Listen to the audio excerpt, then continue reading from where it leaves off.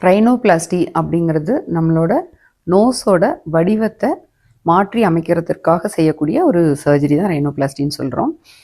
இதில் வந்து 2 பார்ட் இருக்குது. ஒன்று வந்து ஃபங்க்ஷனல் ப்ராப்ளம்காக பண்ணக்கூடிய ரைனோபிளாஸ்டி ஒன்று, ஈஸ்தட்டிக் பர்பஸ்க்காக பண்ணக்கூடிய ரைனோபிளாஸ்டி ஒன்று.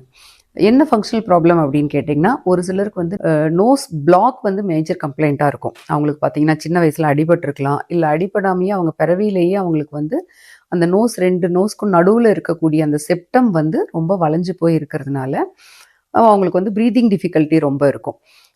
இப்போ இந்த மாதிரி ப்ரீதிங் டிஃபிகல்ட்டியோடு சேர்ந்து எக்ஸ்டர்னலாகவும் நோஸ் வந்து வளைஞ்சு தெரியும்.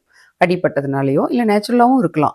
இது வந்து கொஞ்சம் நாள் ஆக ஆக இன்னும் அதிகமாகவும் ஆக வாய்ப்பு இருக்குது. அந்த மாதிரி சமயத்தில் ரொம்ப ப்ரீத்திங் டிஃபிகல்ட்டியோடு வரவங்களுக்கு நம்ம வந்து அந்த செப்டல் கரெக்ஷனையும் பண்ணிவிட்டு ப்ரீத்திங் டிஃபிகல்ட்டியும் கரெக்ட் பண்ணி கொடுக்கறதுக்காக பண்ணக்கூடிய சர்ஜரி தான் ரைனோபிளாஸ்டி ஃபார் ஃபங்க்ஷனல் ரீசன்ஸுங்கிறது.